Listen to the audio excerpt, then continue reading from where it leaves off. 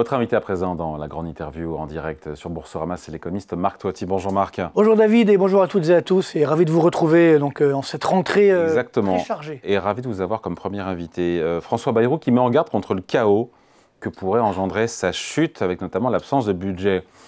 Il dramatise un peu ou il y a peut-être un fond de vérité aussi? Le chaos, il est déjà là. Je veux dire, c'est-à-dire que globalement, depuis ce qui se passe depuis une semaine, finalement, on voit bien, les taux d'intérêt ont augmenté, et puis surtout... Ils ont augmenté quelques points de base, hein, oui, ça va pas très loin. J'espère bien, encore heureux, mais la clé, ça va être effectivement le 12 septembre. C'est-à-dire que le 12 septembre, il y a l'agence Fitch qui doit donner sa note pour la France, et jusqu'à présent, vous savez que ça fait 2 fois de suite que dans le communiqué de presse de Fitch, l'agence nous dit, voilà, normalement, notre modèle de notation nous donne une dégradation de la note de la France. Mais... pour des raisons diverses et variées, notamment parce qu'on fait confiance au gouvernement pour réduire le déficit, on ne dégrade pas la note de la France. Sauf que là, s'il n'y a plus de gouvernement... Voilà, donc c'est quand même, déjà c'est énorme comme arrangement, mais si en plus effectivement il n'y a pas de gouvernement, évidemment, là il va avoir du mal à dire on fait confiance au gouvernement pour réduire le déficit, d'autant que ce déficit n'a pas été réduit, effectivement. Donc le 12, on est dégradé, on passe donc de double A à simple A. Et ça c'est très important parce qu'on change de catégorie d'investissement. C'est-à-dire que pour beaucoup de caisses de retraite, de banques, de compagnies d'assurance, eh bien elles ont l'obligation d'acheter du triple A ou du double A. Par contre, quand vous tombez simple A, vous changez de catégorie, vous n'êtes pas dans le cahier des charges. Donc beaucoup de compagnies d'investissement, d'investisseurs financiers si vous voulez, ils vont arrêter d'acheter de la dette publique française. Donc vous nous prévoyez... Donc à partir de là... Une tempête financière le 12. Évidemment. Le 12 c'est un vendredi, donc oui. Ça sera le 15, sachant qu'effectivement les taux d'intérêt vont augmenter. Ils sont déjà à 3,5% comme vous le savez, sur le taux de 10 ans bien entendu. On a déjà connu 3,5% il y a 10 ans ou plus en France. Alors là on remonte sur des niveaux de 2011, novembre 2011. Et en 2011, je n'ai pas souvenir, si c'était compliqué 2011. La situation était compliquée, c'était la crise des dettes souveraines. C'était la suite de la crise grecque bien entendu. On était d'ailleurs toujours dans la crise des pays qu'on appelait du Club Med. Maintenant c'est nous. Nous sommes passés effectivement dans ces pays dangereux puisque la Grèce a un excédent public, l'Italie a réduit son déficit, le Portugal a un excédent public. L'Espagne. Et l'Espagne aussi. Bon, même l'Espagne, là, ils font quand même quelques petites bêtises. Là, ils sont en train de dépenser un peu n'importe comment. Donc, eux aussi, ils vont retrouver un déficit très bientôt. Mais bon, ça sera pour la suite. Donc, non, évidemment, ça peut générer une onde de choc assez grave, puisque c'est ça qui est important. On me dit souvent, non, mais attendez, vous êtes gentil, mais la France, c'est pas la Grèce. Ben oui, justement, c'est ça le problème. C'est que la Grèce... 300 milliards de dettes. 350 milliards d'euros. Et nous, on rajoute un zéro. Et nous, c'est quasiment 3500 milliards d'euros de dettes. Donc si effectivement la France... Too big to fail, trop gros pour tout. Oui, sauf que là, il y a un problème, justement, d'engagement financier. Je vous rappelle que 54% de notre dette publique est détenue par des non-résidents. Et donc, mais qui nous font confiance. Aujourd'hui, la dette française s'écoule très bien sur les marchés, même si... Mais aujourd'hui, c'est tout le problème. Là, je pense qu'on arrive à la fin du film. Si effectivement... mais il y a un an, vous m'aurez dit pareil. Il y a 2 ans, vous m'aurez dit pareil. Pas du tout. C'est-à-dire que, c'est vrai qu'il y a un an, finalement, quand il y a eu la dissolution, c'est ce qui s'est produit. Le taux, là aussi, il est monté à 3,6%, le taux 10 ans. Puis après, finalement, on a trouvé un gouvernement Barnier. On a dit, bon, ça va, il va réussir à trouver un arrangement sur le budget. On n'a pas trouvé d'arrangement sur le budget. Hop, les taux d'intérêt ont remonté. Après, finalement, on a fait un budget, on va dire, bancal, mais on a quand même eu un budget. Là, si de nouveau, il n'y a pas de budget, je vous rappelle que la France est quand même le pays de la zone euro dans lequel le déficit public est le plus élevé. Nous sommes les cancres de la zone euro. Et le problème, c'est que ça va continuer. Ça va évidemment s'aggraver parce qu'il n'y a pas de mesure qui est prise, pas de mesure claire. Pierre Moscovici dit, président de la Cour des comptes, en parlant de la situation financière de la France, de nos comptes publics, il la qualifie de grave et préoccupante, mais pas critique. Oui, alors toujours pareil, c'est l'enjeu, si vous voulez. Moi, ça fait 30 ans, pas comme vous, mais presque, parce qu'on a presque le même âge, quelques années près, que je traverse effectivement ces marchés. J'ai pris l'habitude de voir que quand la crise de confiance arrive, ça va très vite. Et à ce moment-là, après, pour faire le chemin arrière, c'est extrêmement compliqué. Donc moi, c'est ça qui m'inquiète, c'est qu'effectivement, ça fait des années qu'on... François Bayrou nous parle d'un danger immédiat qui pèse sur nous à cause de ce surendettement. Est-ce qu'on voit un danger immédiat ? Ministre de l'économie, Éric Lombard dit nous finançons notre dette sans difficulté. Il a raison. Oui, pour l'instant, les taux d'intérêt. Mais c'est vrai que ça peut se renverser. Les taux d'intérêt ont quand même augmenté. On a quand même un écart de taux d'intérêt de quasiment 35 points de base avec le Portugal. Le Portugal, j'aime beaucoup les... En notre défaveur. Évidemment, c'est-à-dire que nous, on est au-dessus. On a un écart de taux, on a des taux d'intérêt à 10 ans supérieurs au taux d'intérêt grec. Sur le taux 10 ans italien, il n'y a plus que 10 points de base d'écart, même 9 points de base la semaine dernière, j'ai regardé. En quoi c'est grave qu'on se finance au même niveau que l'Italie ? Attendez, problème, c'est la Un tendance. grand pays, Non, l'Italie. non, mais ce qui compte, c'est la tendance. Parce qu'il y avait encore quelques trimestres, on avait un écart de taux largement à l'avantage de la France. Là, ce qui compte, c'est la tendance. C'est-à-dire qu'on a ce mouvement d'inflexion. Nous sommes en train de le vivre. La preuve, vous voyez, anecdotique, la semaine dernière, le Wall Street Journal a fait un article dans lequel il disait « La France devient vraiment dangereuse ». On se dit souvent « Bon, ça va, la France, on y arrive, personne s'occupe de nous, tout se passe bien, on arrive à se financer ». Là, ça commence à inquiéter. Je vous rappelle que 10% de notre dette, à peu près, est détenue par des investisseurs américains, notamment. Donc là, ça commence à faire des ordres. Et surtout, ce qui compte, c'est l'incertitude. Parce que si on se dit, admettons, bon, le 8 septembre, le gouvernement Bayrou tombe, après, qu'est-ce qu'on va faire? Un nouveau gouvernement qui n'aura pas de majorité, on va faire un accord avec le PS, etc. Donc, avec c'est possible, c'est possible. Oui, c'est possible, mais regardez, même le budget 2026 proposé par M. Bayrou, il est dramatique, puisqu'il prône encore une augmentation de la dépense publique. Parce qu'on dit, on fait 40 milliards d'euros d'économie. Oui, mais quand vous regardez la dépense publique, elle augmente encore de 30 milliards d'euros. Donc on est très très loin du compte. Et puis après, on va faire payer évidemment, voilà, les retraités, on pointe du doigt, etc., certaines catégories de la population. C'est extrêmement dangereux pour la stabilité sociale. Qui doit payer la facture? Comment est-ce qu'on réduit le déficit? Parce que les Français sont d'accord sur le constat qu'il y a un surendettement de la France.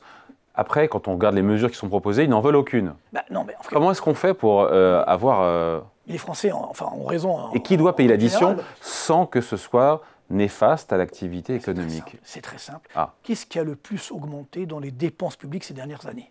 Dépenses de fonctionnement de l'État. Bravo. C'est-à-dire je l'ai vu, il était hier soir sur BFM TV, je l'ai vu, il l'a dit. C'est vrai, mais il a ses punchlines. Hein. Mais c'est une réalité. Je ne vais pas changer de discours en fonction du... C'est mieux ça. Heureusement quand même, sinon certains le font. Mais vous n'êtes pas prêt à faire de la politique, vous hein? Non, mais moi, de toute façon, ça fait 30 ans que je fais ce métier, les gens me connaissent. Ouais. Je suis constant. Les dépenses de fonctionnement, c'est quoi? C'est pas les crayons et les gommes? Les dépenses de fonctionnement ont augmenté de 22%. Quasiment 100 milliards d'euros depuis 2021. Sur la même période, les dépenses sociales ont augmenté de 11%. Donc c'est beaucoup aussi, mais le double, du simple au double. Donc c'est bien. Qu'est-ce qu'il y a dans ces dépenses de fonctionnement? Évidemment, les salaires. Il y a les salaires. Il y a les frais divers et variés, les frais de bouche, les frais... Non, les frais de bouche, arrêtez, c'est pas le... de bouche, pas les repas, mais je veux dire au sens large. Je veux dire, effectivement, les bureaux qu'on refait et autres.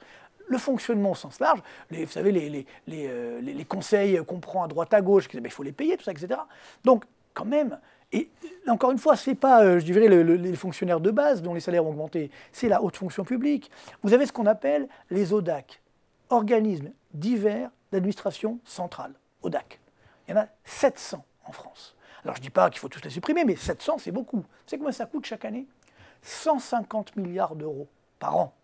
C'est les chiffres de l'INSEE, hein, j'invente rien. Donc évidemment, alors, je ne dis pas qu'on doit tous les supprimer, mais on peut quand même réduire un petit peu la voilure. On peut faire 50 milliards d'euros d'économie assez rapidement. On peut même privatiser certaines ODAC, ça ramènera même de l'argent dans les caisses de l'État. Mais ce que fait Bayrou, c'est scandaleux. Dire, c'est à cause des Français, il faut que les Français payent, il faut que les Français se serrent la ceinture. Attendez, ça fait 40 ans que les Français se serrent la ceinture. Ce discours, il passe pas. Il est très dangereux, même ce discours. Et pareil, quand on dit oui, c'est à cause des boomers, etc. Là aussi, c'est pareil. Pourquoi montrer du doigt une catégorie de la population, sachant que les boomers... Pardon, juste, je reviens un tout petit peu en arrière, Marc. Comment on en est arrivé là? Je ne sais pas si c'est une question qui intéresse les gens, mais moi j'ai vu que sous Nicolas Sarkozy, il y a eu 500 milliards d'euros de dette publique en plus. En fait, sous Hollande, à peu près 500 milliards et 1000 avec Macron. Alors, il y a même beaucoup plus avec moi. 1000, c'est que depuis 2019. Non, depuis 2017. Depuis 2017. J'ai demandé à ChatGPT. Hein. C'est 1100 exactement. Mais bon, oui, 1100, c'est 1100. Oui, ah, bon. Oui, je suis plus fort que ChatGPT. Oui, c'est 1100, j'avais arrondi. Ah ben non, vous avez rendu, on parle bas. Bon, ben c'est pas grave. Oui. Bon, et donc alors? Donc voilà, c'est très clair. Oui, mais il y a eu la crise Covid, il y a eu la guerre en Ukraine, il fallait protéger les Français, il y a eu... Non, David, prenons juste depuis 2019, parce que déjà avant... Parce qu'il fallait faire le boulot déjà entre 2017 et 2019, ce qui n'a pas été fait, parce que là, il n'y avait pas de Covid. Et malheureusement, on n'a pas réduit les dépenses publiques, on les a même augmentées. Mais à partir de 2019, admettons, prenons avec le Covid, la dette publique a augmenté, donc quasiment 1000 milliards, 996. Bon, on va arrondir, 1000 milliards. Sur la même période, le PIB français, c'est-à-dire la richesse qu'on crée en France, augmentée de l'inflation, a augmenté dans les meilleurs des cas de 550 milliards. Il manque 450 milliards d'euros, donc d'augmentation de la dette, mais qui n'est pas revenu dans le circuit économique. Alors c'est passé où? C'est passé où? Ça a disparu. C'est ça le problème. Comment ça a disparu? C'est-à-dire c'est de la dette pour rien, pour entretenir, Pierre, Paul et Jacques, arrangement entre amis. C'est ça qui colle pas, si vous voulez. C'est que la dette, c'est comme le cholestérol. Il y a la bonne et la moins bonne. C'est-à-dire que si vous faites de la dette pour investir, pour innover, pour faire de la croissance, là, il n'y a pas de sujet, tout va bien. C'est en partie ce que font les États-Unis d'ailleurs, en partie, mais toujours est-il que là ça marche. Là le problème c'est qu'on a fait de la dette pour rien. C'est-à-dire qu'il n'est même pas revenu dans le circuit économique. C'est-à-dire que l'augmentation du PIB n'est même pas équivalente à l'augmentation de la dette. Alors que je vous rappelle que quand on fait justement ce qu'on appelle le multiplicateur keynésien, quand on fait de la dette, c'est de dire je mets 100 de dépenses publiques, je vais récupérer 200 de dépenses privées au total. Bon, c'est un très bon multiplicateur. Ouais. Mais admettons au moins 150. Oui. Là, on récupère même pas ce qu'on a mis. Mais ça, n'importe qui peut le comprendre. On ne peut pas accepter un tel dérapage. Et ça, c'est nos dirigeants. Ce n'est pas les Français qui sont coupables de cela. C'est les dirigeants français qui ont lâché effectivement les cordons de la bourse, qui ont lâché la dépense publique et qui n'ont pas été sérieux. Hein, c'est d'où mon t-shirt, vous savez, ce n'est pas sérieux. On est en plein dedans. C'est-à-dire que globalement... Vous êtes ministre de l'économie. Quelles sont les 2 mesures pour... Alors moi, c'est très simple. J'en ai plusieurs, parce que c'est ce que j'appelle la thérapie de choc bienveillante. Déjà, première mesure, il faut restaurer la confiance. Moi, je me balade en France, comme vous le savez, toute l'année, et je suis stupéfait de voir les chefs d'entreprise, je parle même pas des particuliers, c'est encore pire les particuliers, mais les chefs d'entreprise, ils sont en complet désarroi. Ils n'ont aucune perspective. La confiance, ça ne se décrète pas. C'est ça. Donc, justement, donc il faut donner un petit peu de grammouille. Regardez l'indicateur INSEE de confiance des ménages la semaine dernière, qui a encore baissé. On est plus bas que pendant le Covid-19. C'est-à-dire que Covid-19, vous savez, on nous disait que c'était la fin du monde. Bon, heureusement, ce n'était pas le cas, mais certains y ont cru à ce moment-là. Eh bien, le niveau de confiance aujourd'hui des ménages, il est plus bas que pendant le Covid-19. Il est plus bas que pendant les Gilets jaunes. Vous vous rendez compte? Donc, c'est-à-dire que les Français sont là aussi en complet désarroi. Donc, comment on fait pour restaurer la confiance? Première mesure, je baisse les impôts. Et notamment un impôt qui a été créé donc, en 1991, qui s'appelle la CSG, par Michel Rocard. Supprimer la CSG. Non, je n'ai pas dit je baisse. À l'époque, c'est ce que propose le PS, de baisser la CSG sur les bas salaires. Alors, non, c'est pour tout le monde. À l'époque, effectivement, la CSG, c'était 1%. Après, on dit, c'est 1%, bon, en fait, c'est pas grave, on va s'en sortir. Ça n'a pas duré longtemps. 1%. Ah, là, on est à 9%. On est à 17% sur l'épargne. Tous les épargnants qui nous écoutent, ils savent qu'en termes de cotisation sociale, ils payent 17%. C'est quand même pas rien sur leur gain. Ah oui, 17,2. Donc, évidemment, là, je vous baissais ça, j'ai fait une simulation, 30 milliards d'euros. Tous les Français, ils ont effectivement un peu d'espoir. Ouais, et donc vous faites péter le déficit? Non, pas du tout. Attendez, vous m'avez dit 2 mesures. Ouais. La deuxième mesure, donc immédiatement évidemment, je réduis massivement les dépenses publiques. Comment? D'augment de 50 milliards. Mais pas les 40 milliards d'économies, parce qu'en fait, la dépense augmente de effectivement 30 milliards. 50 milliards d'euros d'économies sur effectivement ces fameuses ODAC. Je supprime des ODAC, je les privatise. Ou je les supprime tout simplement. Et donc à partir de là, évidemment, ça me fait rentrer dans les caisses de l'État. Pas toutes, 50 milliards. Pareil sur les dépenses de fonctionnement, il y a plein de dépenses de fonctionnement, il faut faire un vrai audit, je les réduis. Bon, après, effectivement, on peut lutter contre les fraudes sociales, les fraudes fiscales. Fraude fiscale, ça aussi, c'est pareil, c'est la tarte à la crème. Je sais que les contrôles fiscaux se multiplient, ou les contrôles URSSAF. Moi, j'ai plein de chefs d'entreprise qui m'envoient des messages sur ma chaîne YouTube ou partout, ils me disent, écoutez, je mets la clé sous la porte parce que j'ai un contrôle URSSAF. Le pauvre chef d'entreprise, c'est une PME qui va mal déjà. Et elle n'a pas fraudé, elle a juste fait quelques petits problèmes, quelques erreurs de déclaration, tac, la boîte ferme. Donc, c'est pas ça. Attendez, c'est pas ça la lutte contre, je dirais, la fraude fiscale. Par contre, tout ce qui est l'économie parallèle, tout ce qui est la mafia, tout ce qui est l'économie de drogue, on ne fait rien. La taxe Zuckman que propose le PS pour les patrimoines supérieurs à 100 millions d'euros, non, mais ça aussi, 2%. Faut arrêter. Non, mais moi, je suis contre toute augmentation des impôts. N'oublions pas que nous sommes numéro 1 du monde des impôts. Il n'y a pas un pays au monde... Est-ce que les plus riches contribuent assez pour à l'effort budgétaire? Mais évidemment, globalement, on a l'impression que les riches ne payent pas d'impôts. Évidemment qu'ils en payent. L'épargne, c'est quoi? L'épargne, c'est un résidu. C'est-à-dire que vous et moi, on a un revenu, surtout vous d'ailleurs, vous êtes bien payé. Bref, donc on a un revenu qui est taxé, bien taxé. Après, évidemment, on consomme, consommation qui est taxée, TVA. Et puis, il nous reste, après, s'il nous reste un petit peu, parce que malheureusement, beaucoup de Français, il ne reste rien, eh bien, c'est l'épargne. Et cette épargne qui est aussi taxée, à part sur le livret A, mais globalement, elle est taxée. Donc, toute votre vie, eh bien, vous êtes taxé en permanence. Tout est taxé. Même à votre mort, la succession, si elle est importante, elle est également taxée. Donc tout ça pour dire qu'il faut arrêter de dire qu'il n'y a pas assez d'impôts en France. Il y a trop d'impôts en France. Donc quand on dit je vais encore taxer un peu plus les riches ou quoi que ce soit, déjà il n'y a plus beaucoup de riches en France. Et donc le patrimoine, évidemment, ça va être comme d'habitude la classe moyenne qui va payer. Et donc ça n'a évidemment aucun sens parce que c'est un fusil à un coup. Vous l'avez fait une fois. Je peux dire qu'après, les riches, s'il n'y en a plus beaucoup, ils ne resteront plus en France. Ils vont évidemment sortir leur patrimoine. C'est ça qu'on veut pour l'avenir de la France. Non, ça n'a pas de sens. On sait très bien, et d'ailleurs tous les pays du monde le font, c'est pas que nous, tous les pays au monde ont réduit leurs impôts. Et c'est que comme ça qu'on peut relancer la machine. Comment voulez-vous tout ça financé par des économies, parce que sinon vous creusez exactement, le déficit. Bien entendu. Il se passe quoi, ça va les deux en même temps. Avant qu'on se quitte, Marc, il se passe quoi dans les prochains jours et les prochaines semaines? Alors, clairement... Bayrou devrait tomber, sauf miracle. Oui, alors bon, voilà, en fait, il y a une solution. Donc, je pense qu'il va évidemment tomber. Après, il y a 3 solutions. Hein. Soit, effectivement, on a un nouveau Premier ministre, enfin, il n'y aura pas de majorité, donc qu'est-ce qu'il va faire? Il va peut-être faire un accord entre amis avec le PS, etc. Mais ça veut dire que le budget ne sera pas crédible. Donc, tac, on aura quand même la dégradation. Soit on fait une dissolution de l'Assemblée nationale, mais là, il n'y a aucune garantie qu'il y aura une majorité encore demain. Il pourrait y en avoir une, ou pas. Mais avec quelle mesure, avec quel programme? Ou alors, troisième solution, le président Macron devient gaulliste et démissionne. Mais dans les 3 cas... Dans les 3 cas, c'est ça. Dans les 3 cas, il y a une crise politique. Dans les trois cas... Et quel impact économique sur le financement de la France, sur l'activité? On augmente l'incertitude. Donc à partir de là, on sera dégradé. Les taux d'intérêt vont augmenter, mais là, ça ne sera pas 3,50, ça sera 4,50, peut-être même 5. Ça peut aller très vite. Parce qu'il y a une crise de confiance. Je suis prêt à vous faire un pari qu'on ne touchera pas 5% d'ici la fin de l'année. Non, mais ça dépend de ce qui va se passer. Sur le 10 ans français. Ça va dépendre de ce qui va se passer. On fait un pari de combien?